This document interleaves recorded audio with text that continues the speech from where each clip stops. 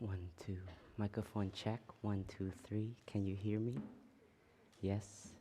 We have 1, 2, 3, 4, 5, 6, 7, 8 empty seats. 9, 10, 11, 12. If you are a brave soul, please move forward.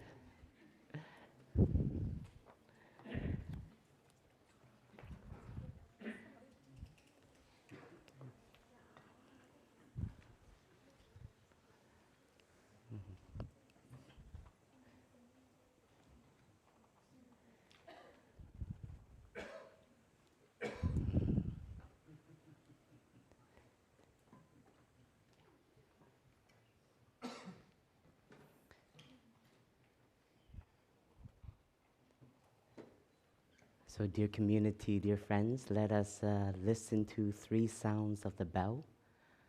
The sound of the bell is an invitation for us to just come back to our breathing, connect to the breath.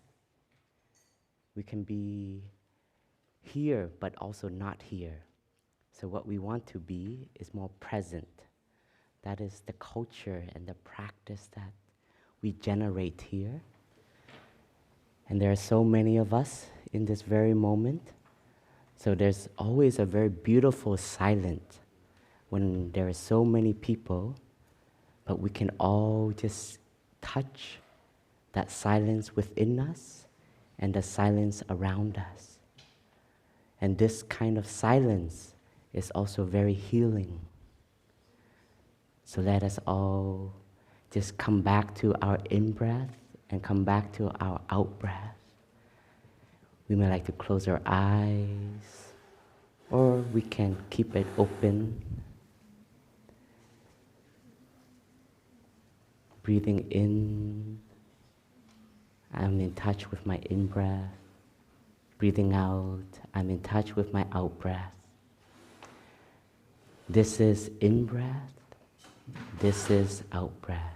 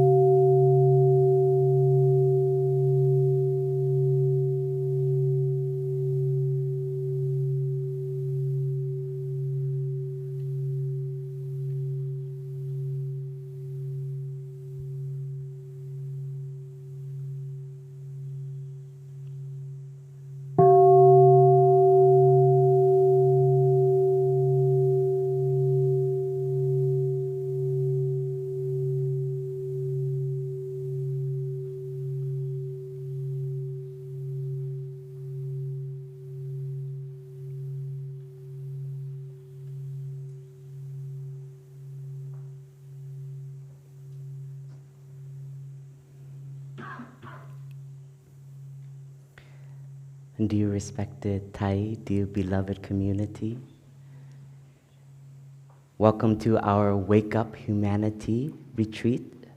It is also the celebration of 40 years of Plum Village. This year it marks 40 years of the establishment of Plum Village, but it started a long time ago. And it started with our teacher, Zen Master Thich Nhat Hanh. He grew up in Vietnam during the war, and around him there was a lot of suffering, a lot of despair, a lot of death, and a lot of feeling of loss. But one day, he found a cover of a magazine with a picture of a Buddha. And the artist did a very good job. He drew the Buddha in a way that expressed freedom, expressed freshness, expressed calmness. And this little boy was so taken back because around him, nobody was like that. And something touched deeply in his heart. And he said, how do I become like that? How can I also still have a smile, even in the midst of suffering, in the midst of all of this confusion, of all of these pain? And so that awakened a seed in him, a seed of love. Our language, we call it bodhicitta, the mind of love. And you know, each and every one of us, we have that seed. We have that beginner's mind, that mind of wanting to love. We want to be loved, but at the same time, we also want to offer love. This is a human condition. So when we say wake up humanity, we're not speaking about the humanity outside of us only, but we're speaking about this human right here. Each and every one of us. We have to wake up more every day. And wake up to what? Wake up to the love that is there in us. In this retreat, we have the chance to be more present. That is a practice that is very simple, but very profound. We call this the power of presence. When we want to be there for someone, to express our love, the greatest offering is our true presence. The way we look at someone in the eye, offering our whole presence, that already is a gift. But we have a habit of being caught in our mind, running towards the future, running towards the past, or being carried away by our habits, habit energies. Worrying is an energy. Worrying is not, it's not bad. Worrying also expresses that we care for something. But a lot of the time, we become a victim to our worrying. And we lose ourselves in the worrying. Our practice is to recognize that, oh, I am worrying. And I smile to that worry.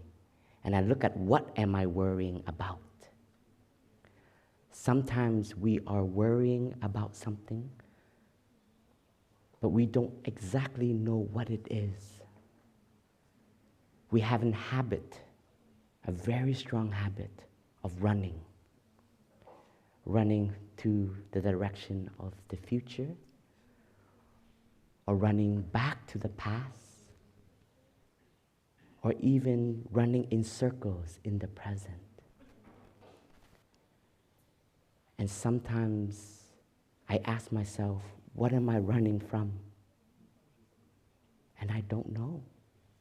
But I have that energy. And I recognize, oh, this is a feeling of not being enough. I am looking for something outside of me that can cover up the emptiness in me. I run towards a conversation, or I run towards an image, social media, just to feel that I'm doing something. And so our practice in the Zen tradition, there's two wings to meditation. The first wing is just learning to stop. Stopping here is not just bodily, but stopping here is identifying where our mind is going to and just recognizing it. And we don't become angry at ourselves for running after something, but we smile to that energy or that habit of running. And we come back to our in-breath and our out-breath and let the breathing become our foundation, our refuge, so that we can bring our habits, our feelings, and guide the feelings with our breathing. There is a power to breathing. I wish that each and every one of you becomes more of a friend to your breath. Your breathing is always with you. We're breathing all the time, but we don't know that we're breathing. It is our best friend. And the beauty is you don't have to believe in Buddhism or be religious at all to practice breathing, because breathing is life. And the practice of stopping is to connect more to life. So become in touch with the breath in every moment of our time here. That's very ambitious, but allow spaces in the day to just take a pause and check in with oneself. And the best way to start to check in with oneself is to check in with your breath. Your breathing also is a language. When you are angry, your breath is very different. When you're anxious, your breath is very short. When you're tired, your breath is very heavy. And when you are present and peaceful, your breath is very light and deep. So listen to our breathing is also learning to listen to ourselves. We have reminders in the practice. Every time we hear the sound of the bell, that is an invitation for us to come back and listen to our breathing.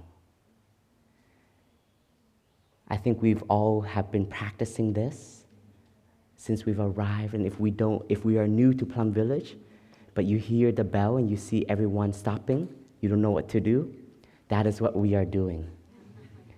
We are learning to come home to ourselves. And we have to continue to learn to come back to ourselves, because this is a new habit that we would like to cultivate for ourselves. Coming home to ourselves is an art. And this insight is in two phrases. You may have already seen it when you arrived in Upper Hamlet. And the phrase is, I have arrived, I am home. This two phrase here is a flower of an insight of our teacher. As a peace activist, our teacher, as a young monk, he didn't want to just feel comfortable in the temple while there was so much destruction, so much war. He asked himself, as a monk, what can I offer? And he looked deep within and he said, I have to offer the peace that is not there. And the peace here is not through a sign, but a peace here is through the way of being, of helping where I can help, serving where I can serve, showing that in humanity there are still those of us that is walking the path of nonviolence, of reconciliation, of love. And he started a movement with young activists, peace activists. At that time, I don't know if they had that language yet. But you know, his first community was all young people, just like who we have here. These were the young people who didn't want to take up arms and join the war, but wanted to help rebuild villages that were being bombed and care for the orphans, care for the suffering. And this became the seed of Plum Village. This became the movement of what we called engaged Buddhism. So for us, Buddhism is not a course. It is not a lecture, but it is a way of being. And a way of being is to cultivate the love, the peace, the stillness within us. Peace is possible. Peace is present when we can touch the inner stability and silence in us. In the grief, there can also be peace. You can look at your grief as a way of looking at it with love. I have grief because I have love. I may need to cry, but these tears are tears of the expression of the connection that I have to my loved ones and to humanity. So if we recognize in the stillness and in the peace that our tears need to flow, don't see it as weakness. Don't see it as something that is emotional, because emotions are also a part of us. It is an expression. And you can smile even when you cry. You can smile even when the tears are flowing. I have arrived, I am home. It's the art of being in touch with the here and now. And as a young activist, our teacher went to the West, to the US and Europe, to call for peace and to really wake up. At that time, there wasn't social media and information like today. So not everyone really understood what was happening. And so he wanted to take the voice of a Vietnamese monk, man, and to share what is really happening, what we really want. And at that time, it was very confusing. You either stand with the South or you stand with the North. But he decided to be in the center, not taking sides. I said, I don't represent the North or the South, I represent love and peace. And because none of the side could take him, they both agreed to ban him back to Vietnam, being exiled. And when our teacher heard the news that he couldn't return back to Vietnam, deep despair, deep feeling of loss, deep feeling of loneliness. What do I do now? My community, my support, my loved ones, those who understand me, are not here. I remember he used to tell us, his students, about this story. And he would say it's like a cell of the body being removed away from the body. And that cell can easily just dry up. But luckily, he found the sutra, the discourse on mindful breathing. And he learned to take refuge in the breath. The breath became his anchor, became his stability. Every time a feeling of loss, of anxiety manifests, he would bring himself back to the breathing. Can put our hands on our abdomen and just feel the breath. Mindful breathing is not to think of the breath, it is feeling the breath. So that we can allow ourselves to be in touch with life within us. And as he practiced mindful breathing, he had the insight. Where is home? Home is not a destination here in the north, in the west, in the south, in the east. Home is in the present moment, where I can be free and be with myself. Even though I cannot return home, which is Vietnam, but a new condition, a new space can become my new home. And that was the insight. And every step that he practiced walking, every breath that he generated with mindfulness was a breath that brings him deeper into the here and the now. And when you have that ability to be in touch with the here and now, you feel more free. Your destination is not there or here, but our destination is the present. We all have a presence, and that presence is our true beauty. We are all flowers in the garden of humanity. And the beauty is all flowers are very different.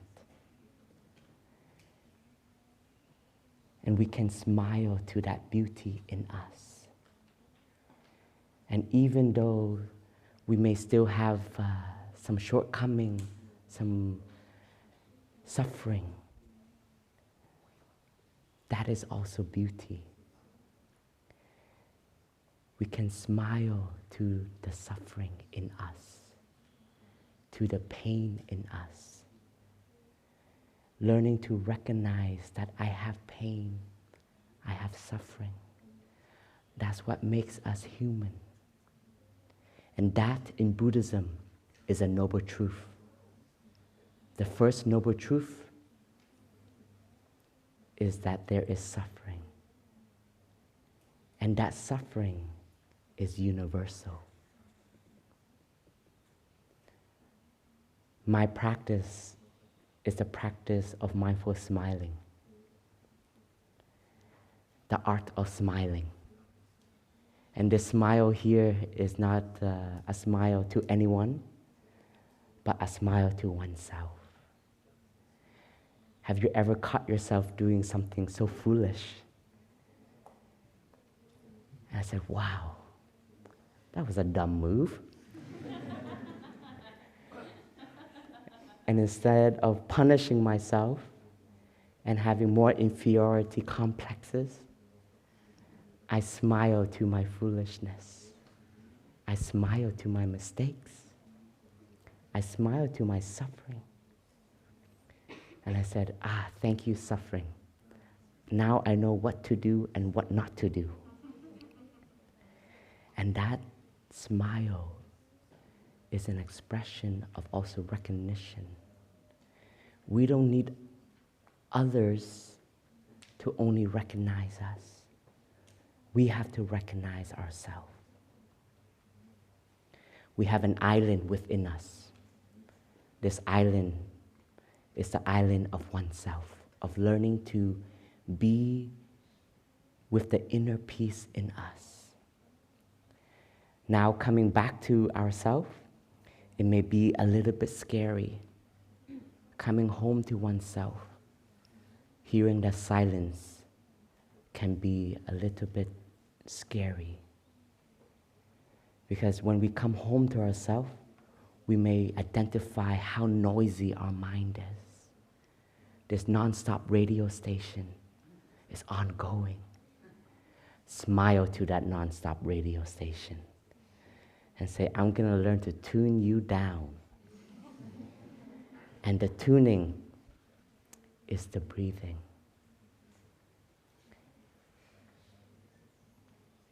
In sitting meditation, as I breathe in, I hear the wake-up sound of the bell.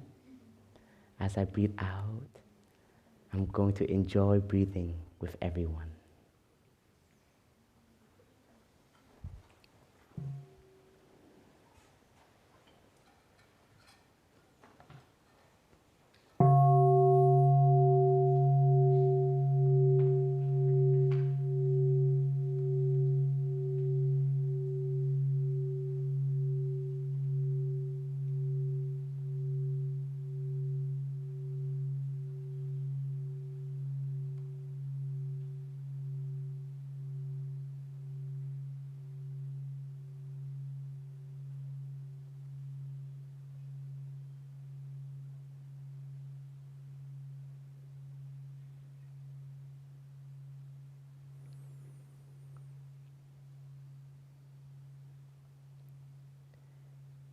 Being still is also a way of learning to rest. We've had a really tough few years, and being stuck also brings out the restlessness in us. So our practice is learning to also know how to be still. Being still here is not rigid.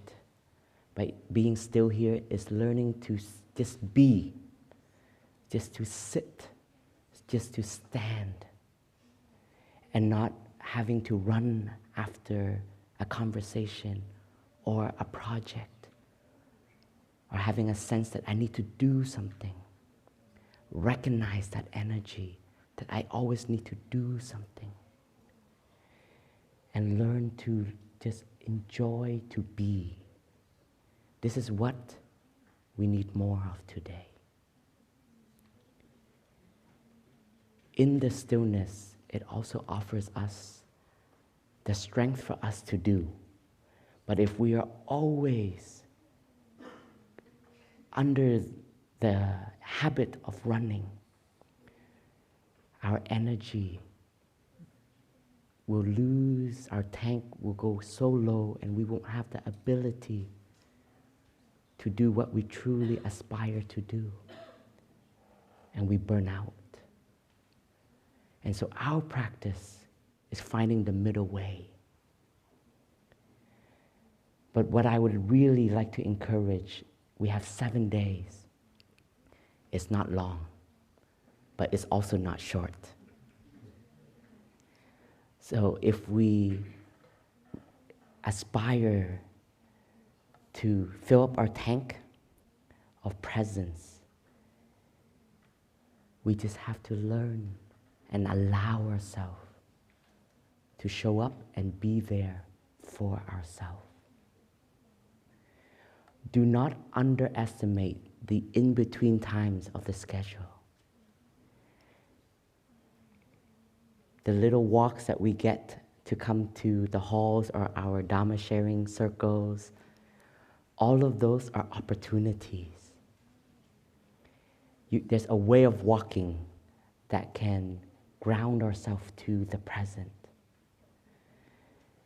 This practice, walking meditation, is so profound and it is so difficult.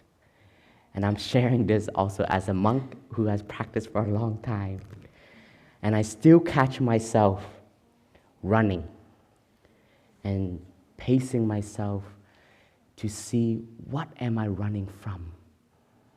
Sometimes I just see I'm on a journey, but I don't know where I am going. And so just coming back and feeling the steps is learning to also slow down. This is also a tuning of our running habit. Mindful walking.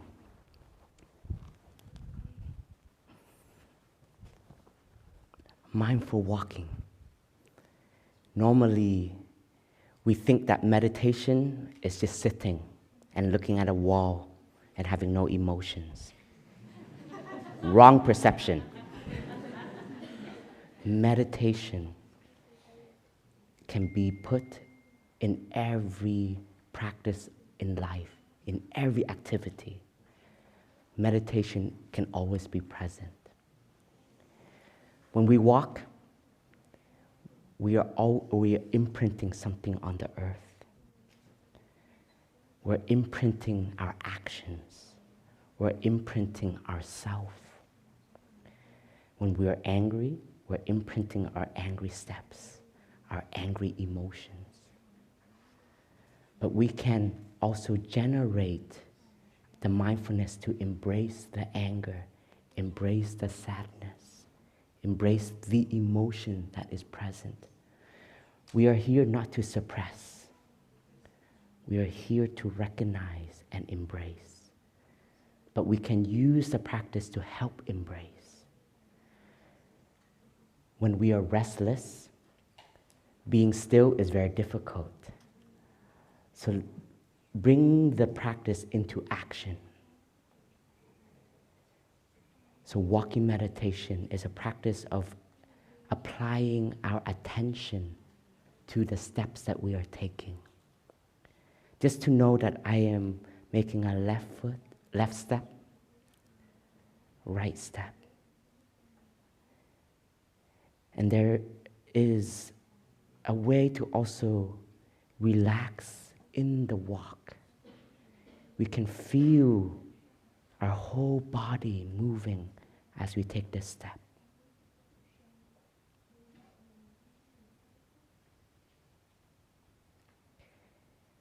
As we breathe in, we can be aware that it takes 3 to 4 steps with our in-breath. And as we breathe out, we can identify, it takes 4 or 5 steps with our out-breath. And it's just to feel the steps that we are taking on this earth, on the grounds here. The feeling is a practice that can help us feel more alive. We've been living in front of a screen for a long time, and our feelings also get numb. It is important to have the ability to feel within, and the simple feeling of just our movement. In the walking meditation, if you're comfortable in the mornings, I encourage you to walk bare feet, to feel the grounds, to feel the soil, to feel the earth. We are in a moment that's very crucial for humanity, to be more attentive to how we are impacting our environment. And we think that the environment is outside of us. But what we recognize is that we also are part of the environment. Because if we allow nature just to be, Mother Earth has deeper insight than us. Mother Earth knows how to heal and to restore. But it is because our greed, humanity's greed and ambition and wanting more and more, we are taking away the resources that actually protects and heals us. So walking meditation is a beautiful and practical practice of being in touch with nature, with this beautiful planet. Let Mother Earth heal you. Stand in stillness and hear the birds. You know, we've hired the birds to sing for you 24 hours a day. We have a long-term commitment with them. And if you actually open your ears and are still, you will hear the birds singing almost every minute of the day. And from time to time, the frogs, rabbit, rabbit, rabbit, and sometimes a whole symphony of them. I wonder what they are singing. But there is so much happening in the very moment. And when we can listen to what is surrounding us, I invite you to also listen to yourself in the stillness. Check in and see, what am I feeling? What is present? And just smile to those feelings, smile to those sensations. And some feelings, such as gratitude or just a simple joy, stay with it a little longer. See, why do I have this gratitude? And nourish that gratitude, nourish that joy, nourish that stability. These practices of learning to be present can go a very long way. They give you the ability of just being with what manifests inside of us. And that is also the art of mindfulness, of knowing what is happening in the here and now, inside and outside. But don't try to be mindful of everything. That's too ambitious. I've tried that. It doesn't work. Mindfulness is always mindfulness of something.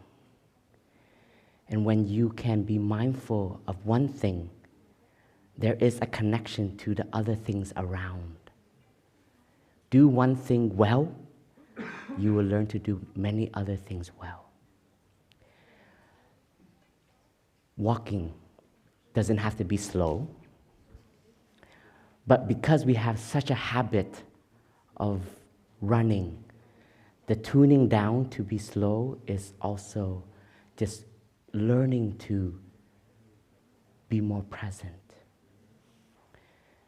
We can walk just very naturally, but still be very in touch with our steps, in touch with the surrounding, in touch with the community that is here. When I see all of you here, I feel very grateful.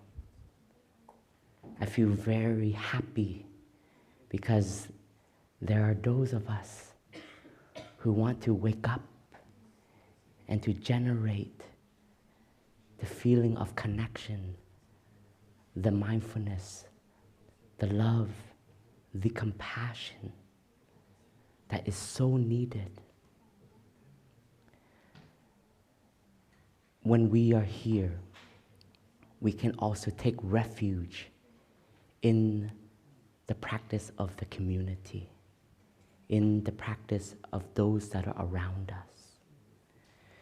We may not yet be strong enough to sit with our feelings. You can say, dear community, please support me, breathe with me. And if you have an emotion that is knocking on its door and want to manifest, and you may feel that by yourself you cannot be with it, bring your awareness to the community that is there and say, dear Sangha, dear friends, please breathe with me. You know, every time before a Dhamma talk, my heart beats faster. Butterflies manifest. And I get very nervous. And in that moment, I always practice coming back to my steps.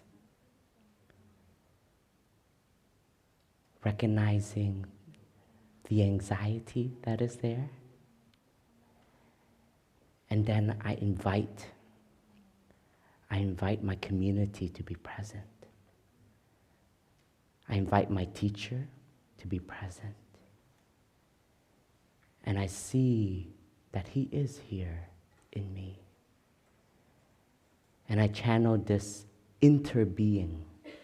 Interbeing is the insight that everything is connected. You cannot be by yourself. You have to interbe. Let us all meditate together on this beautiful flower, this orchid right here.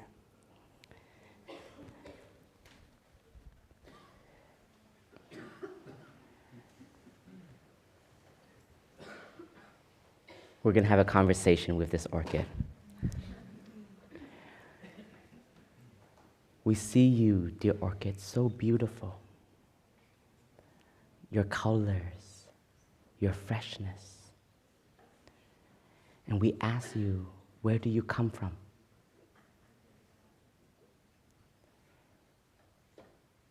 And the orchid will tell us that I come from the many conditions that have come together.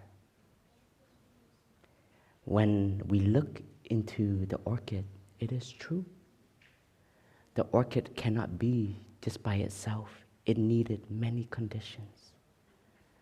The orchid is telling us that thanks to the skillful gardener, it has a chance to manifest. Thanks to the sunshine that penetrates and nourishes the flower. Thanks to the cloud that offers the rain. Thanks to the soil, the mud that gives the nutriments for it to be. And the flower is telling us, I cannot be by myself. I have to interbe with everything that is around for me to manifest. And the flower may tell us, oh, you know the compost that you throw away? If you know how to use it skillfully, it can be nutriment for me to continue to have life, continue to offer more flowers. And this is the reality. When we look back at ourselves, we also see the same. Connecting to ourselves. In my hands, with the eyes of meditation, the second wing, which is to look deeply, I can see that I am not just me. Hello, Mother. Hello, Father. Hello, all of my ancestors. Hello, all of my spiritual ancestors. Hello, all of my land ancestors. Thanks to all of these wonderful conditions, I am here. I look back, hello, my suffering. I knew all the pain of the past that I went through. Oh, you've taught me how to feel the pain and to see the suffering. And to see the suffering in the person that caused me suffering. And because I have that insight, compassion manifests.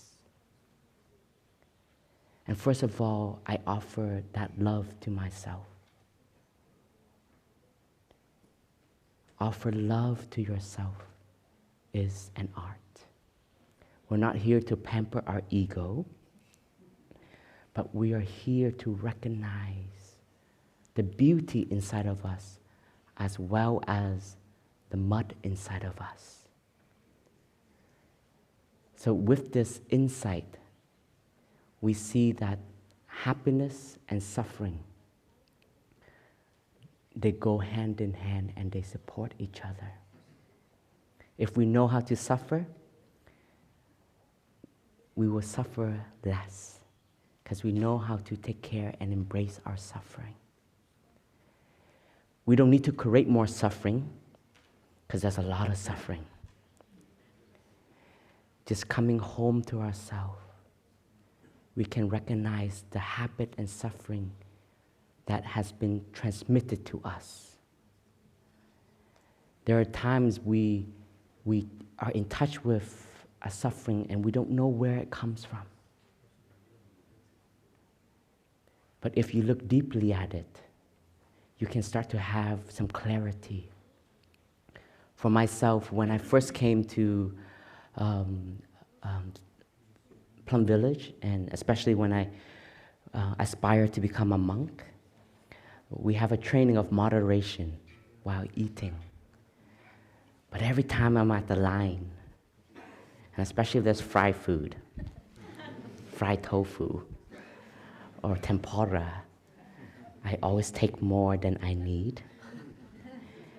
And every time I suffer because I can't finish it. And then one day I asked myself, why do I do this to myself? Why do I always take more than I need?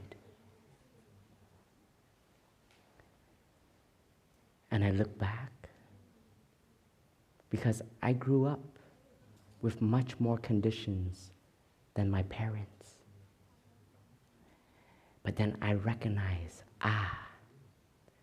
this is the fear that my parents had while going through the war.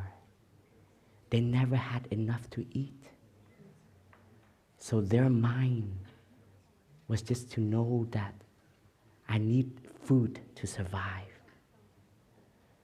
So that experience, that suffering, was transmitted to me as their continuation, as their child. And when I recognized that, I was so free. And I was so happy.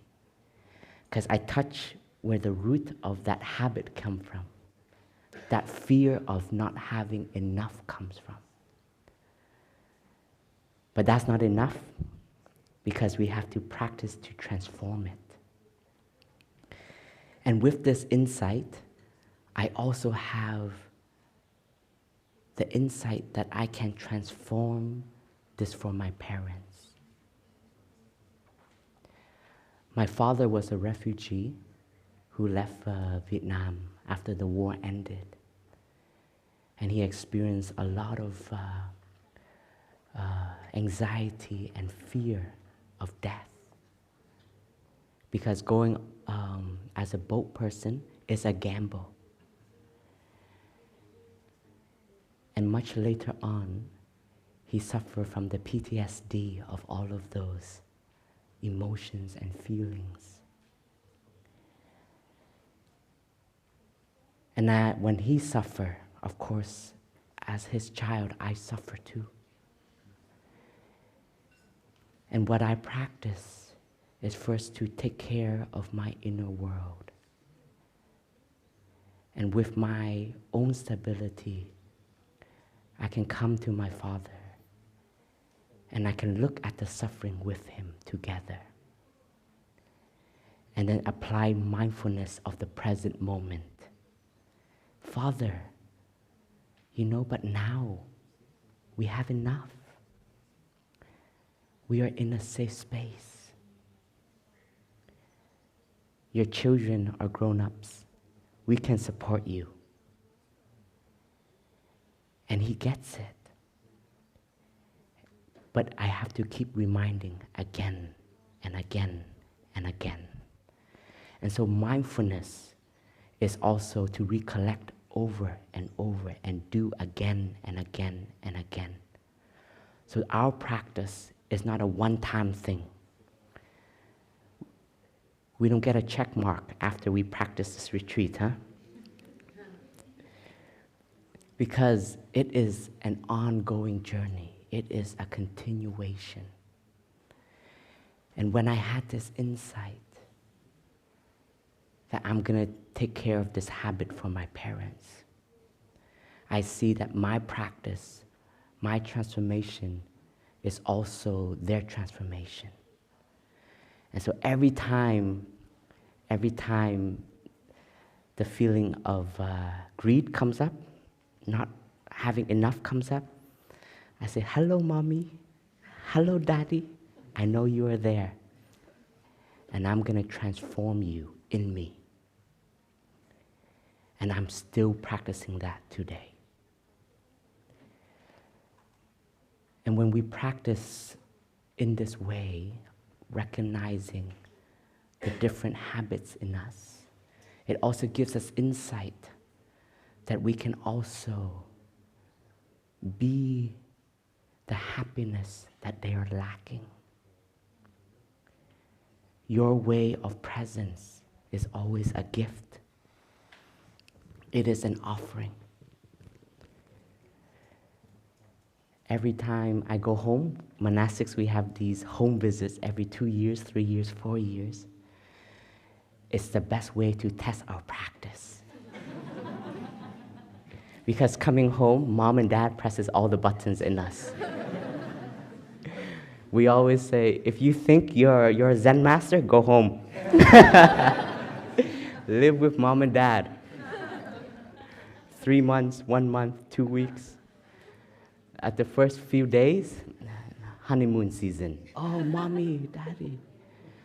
But afterwards, mother, why are you like that? And the inner judgment comes out. You know, I've practiced, mommy, I love you. I've practiced to accept my mother's habit. Because I was struggling to change her. Because I'm a monk, so I've transformed some stuff. So here I am trying to transform my mother. And I thought that happiness was until I transformed my mother. And that was a view, that was a thought. And it was such a wrong perception I had. And when I just see my mother as she is, all of the struggles that she went through, just to be here, I should smile to that. I should smile to the love and support she has offered me through all these years.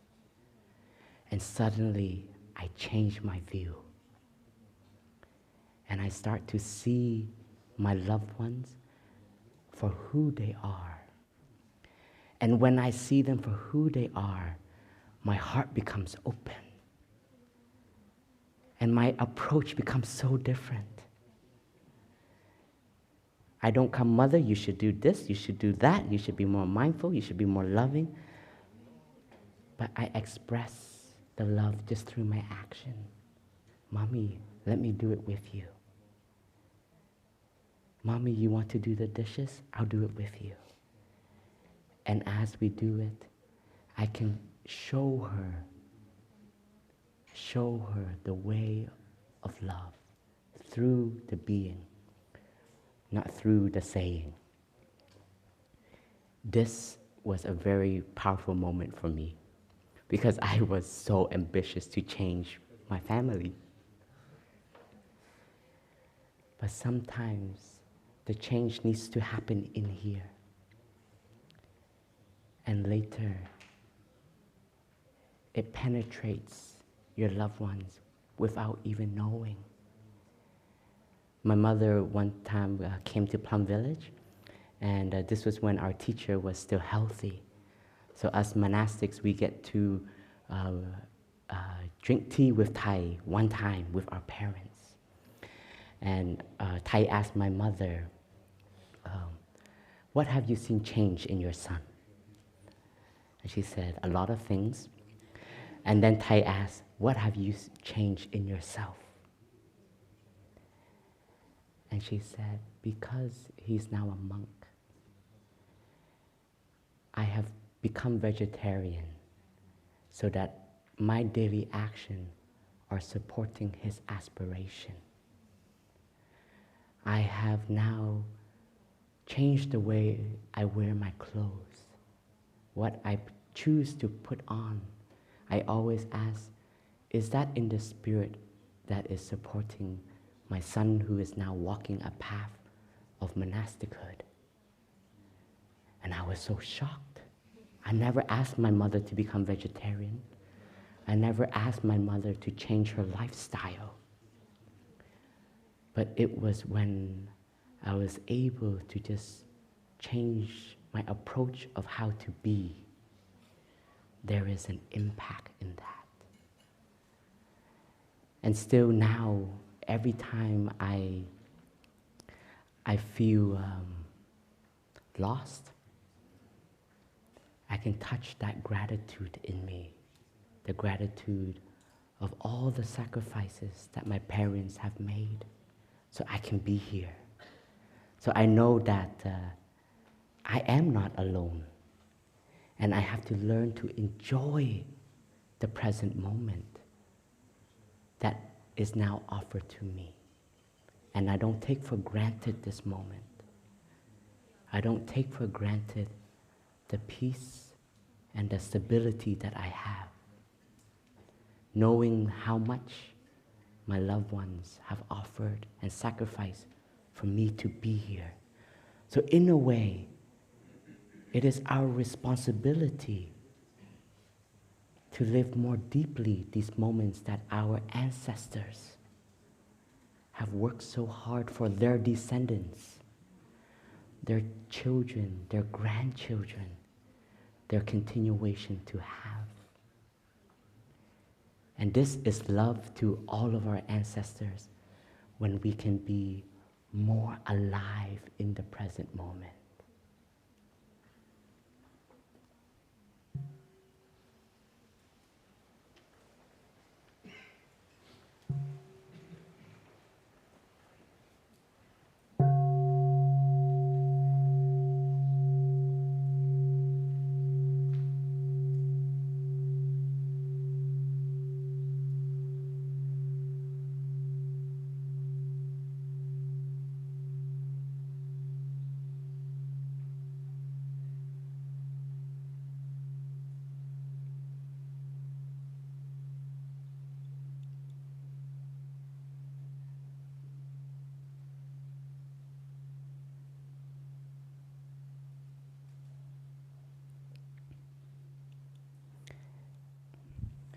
I have to show you how to sit because that's part of the orientation. Or else the organizing team will come to my door and say, "Brother Phap Huu." So sitting meditation is also an art. So sitting meditation, first of all, is not to strive for anything. Today, I say sit to just sit and do nothing. And you know, in the sitting meditation, nobody can bother you. Nobody can come up to you and ask you anything. So that becomes a moment for yourself. So if we choose to sit on a cushion and mat, it is important to find the right size of the cushion so it can support us. We want to be upright but not rigid. And we want to have enough height so that our two knees can also have an angle that it can touch the mat or the floor. There's many styles of sitting in the cross-legged version, so I will show it to you all of the styles. Excuse me. So we have the full lotus positions. If you are a yogi, you might know this one. So this is two legs crossing each other and our two legs resting on our thighs. And in this sitting posture, it is almost automatic, like it puts me in an upright posture. And then if this is too intense, which if you are new to it, it will be very difficult. Do a half lotus, just one of the legs on the thigh. We can already try. I see many of you finding your space. The other is if this is still too tight, too tense for us, we can rest it on the crease of our calf, right? Calf and thigh here.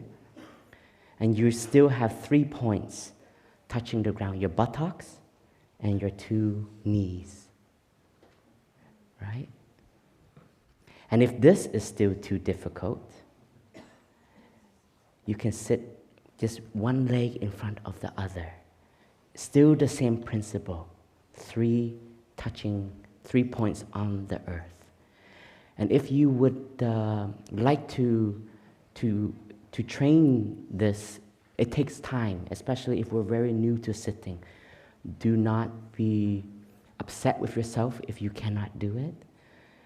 If you are aspiring to do this, what you can always do is put a cushion under one of your knees that cannot yet touch the earth, touch the ground, and so it can rest. You don't want to be striving, and your muscles will be very tense in the sitting, and you get very numb. The other is to sit between our knees, like the Japanese style. You put the cushion between your knees, and this is very simple, very easy, and it's also the same principle.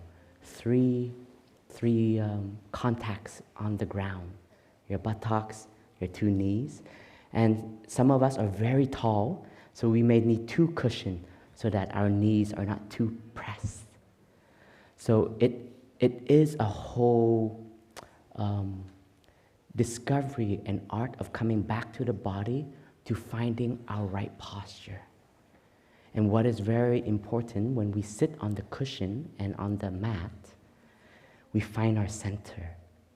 And our head, our neck, and our back is all aligned together. So like my fist here is my head, my wrist is my neck, my back here. So you can imagine like there is a string at the tip of the head that connects all the 3 points. Right? You're not going to be rigid. Push it in, relax, being upright. And our hands, you can rest in whatever style fits you. Sometimes I want to feel more zen, so I do this. And then sometimes I just want to be me, so I do this. Sometimes I want to feel more open, so I open my hands. Sometimes I would do a mudra just to connect my breath with my sitting. There's no particular right principle for the hands, but as long as you can rest it. And if we are sitting on the chair, for the sitting meditation, it is important to also have the 3 point of contact, and we can also feel our 2 feet firmly on the ground, and also upright. So if we like, for us sitting on the chair, we can put the cushion behind our back and the chair, so it just supports our back in being upright. Because for us, body and mind are interrelated. So if we sit upright, it also supports our sitting. But if we, how do you say this, like slouch, then we're gonna fall asleep. And maybe we need to sleep. So if you find yourself sleeping in meditation, please know you're not alone. I slept for the first 4 years of meditation. Honestly, all the time. And when I was joined the monastery life, there was a group of teenagers, so we all just took turns sleeping during meditation. But what I've discovered, instead of feeling bad about it, I see that, oh, my body needs to rest. But when I do sit, it's also a chance of just really deepening your relationship with your breath. We have the 16 exercises of mindful breathing as a foundation for us. The first 4 is very basic, but you can use it at any moment in the day, sitting, standing, laying, walking. The first exercise is as I breathe in, I recognize this is in-breath and out-breath. Recognition of breath, calling the breath by its name. I know this is in-breath. I know this is out-breath. The second exercise is to develop our concentration, because we can be mindful, but it can go right away. You can be aware of it, and then your mind goes, oh, what are we having for lunch? Did I do that yet? Right? Because our mind is very quick. So we want to develop also a concentration, a stability in our mindfulness. So the second exercise is to follow our breathing from the beginning to the end.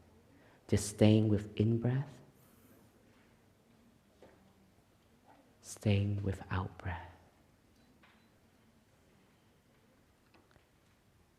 Taking refuge in in-breath,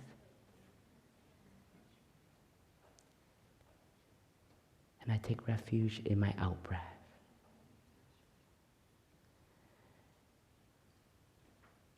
The third exercise is just to reconnect to the body. We can shift our attention of the practice. As I breathe in, I become aware of my body. Am I tense? Is there tension? How are my shoulders? How are my hands, my fingers? Is it agitating? Is it finding for the screen to press?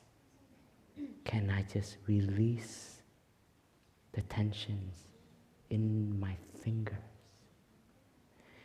We can do a body scan even in the sitting meditation, and sending our tenderness and our mindfulness to our bodies, even to our organs, connecting to your heart. Thank you, heart, for beating day in and day out. I can rest, but you continue. And when you look deeply, you might have some insight. I know you work so hard. How can I help you?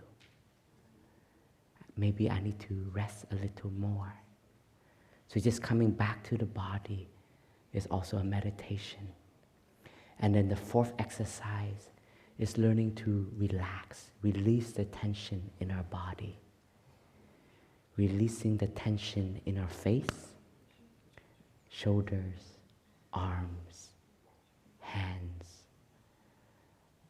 So these four exercises is very basic, but they can go with you everywhere.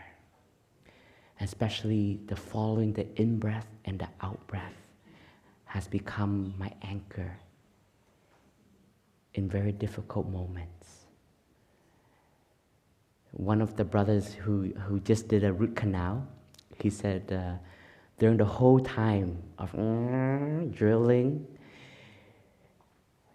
he just took refuge in his deep in-breath and out-breath. It became his anchor, and he just stayed with it through the whole operation. So these basic four exercises can be established right here, right now, in this retreat, and can become a fundamental part of your life.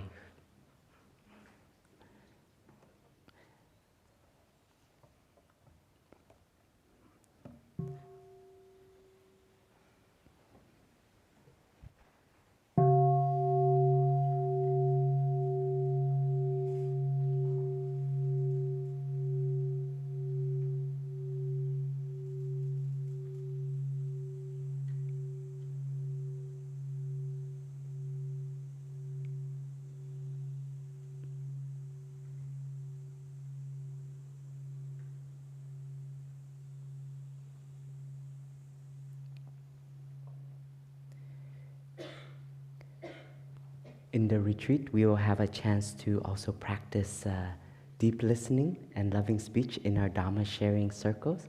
But I'll let the facilitators of each family share the art of listening. But you know, we can always listen with our body. Our body is also an indicator for us, our reactions, our tension. So we can always come back to the body when we're feeling overwhelmed. I've seen how to care for the body. Go for walks, go back to nature just to release the tension in the body. Silence. We have the noble silence practice within our retreat. Normally is at the end of the last activity. And that silence is a real invitation for us to be in touch with the stillness, first of all, in the environment, and then allowing that stillness to be present in us. We may find that in the stillness, our mind becomes very loud, but smile to it, guide the mind with your breathing, with your relaxation, or with the walk. So having the capacity to also be in the silence. We may not yet have the capacity to truly be present or be silent, but allow ourselves to get used to the silence that is there. I hope that you will get to taste the deliciousness of silence. This morning, when I was walking from the residence to downtown Upper Hamlet here, and I see everyone eating breakfast in silence, it was so profound. And your silence reminded me of just being in the present moment. So that silence is also a support for us to be in touch with ourselves and in touch with the present moment. Because we have that habit of running, of going forward, so that noise, let it bathe in the silence. Drinking tea is an art. We have the tea house. It's the most buzziest place in Upper Hamlet. If you want some silence, do not go there. You can take a cup of tea with 2 hands, walk to a space that is quiet, and you can enjoy that cup of tea.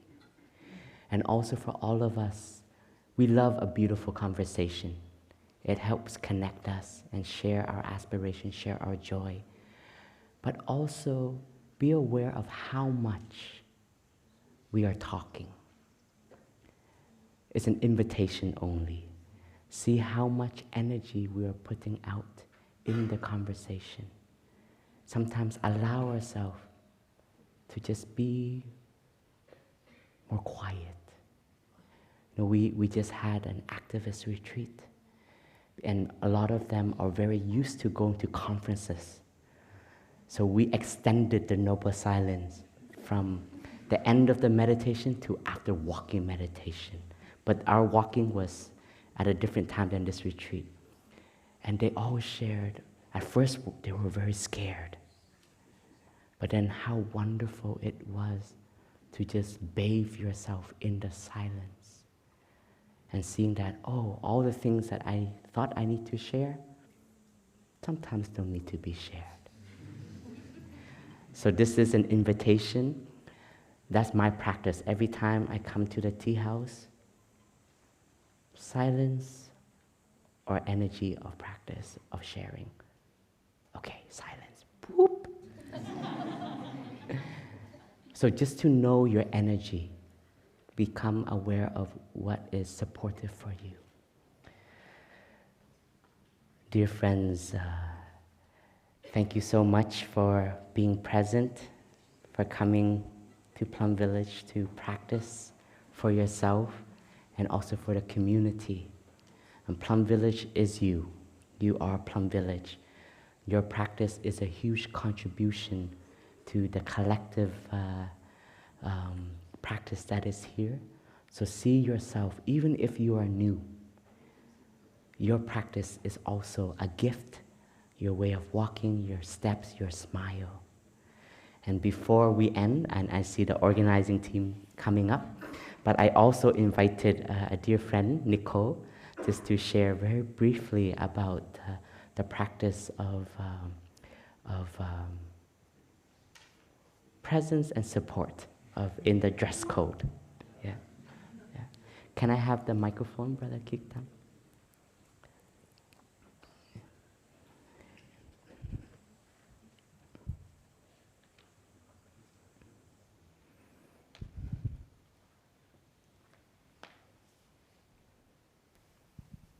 Hello.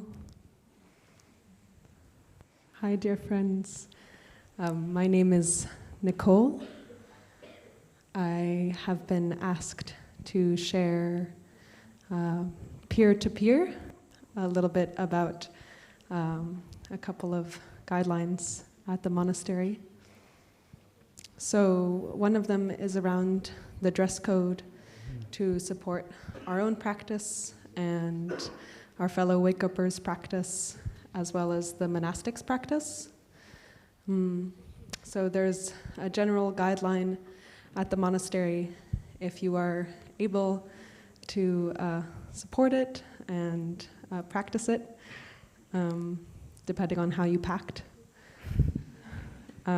So hopefully we can, for the most part, cover our shoulders as well as our knees, and maybe just in general show a little bit less skin than maybe we might be used to outside of the monastery. You'll notice that the monastics don't show very much skin, except extra on top of their heads. And yeah, so we can help to support the monastic practice in that way. And also just check in with ourselves and really come back to our own bodies in a way that feels good for us. And on that note, I'll also share just very briefly about flirtatious energy. We are a specific population that does more of that than other populations. And the invitation from the monastics this retreat is just to really check that out and come back to yourself and just see how that feels. Notice when it arises, notice that it arises or that it doesn't arise, with flirtatious energy and sexual energy. So it's not about necessarily repression or something is bad or that's inappropriate, but just recognizing that those are our ancestors wanting us to continue. And so we can say, hello, ancestors, I hear you. And just check out how it feels, you know? And similarly, as Phap Huu was sharing, if you realize that, oh wow, maybe actually just silence, maybe actually just come back to myself, then feel free to do that. This is an environment where we can always just kind of bow and go sit down, and nobody will bother us if we are in sitting meditation or ask us for anything. And if you have any questions about this, I'm happy to chat with you, or you can chat with anybody else here. It's a rich topic. Thank you. Thank you, Nicole. So dear friends, let us end our session with a 3 sound of the bell. We always start with 3 sound, and let us end with 3 sound, just to connect to ourselves, connect to our presence through the breath.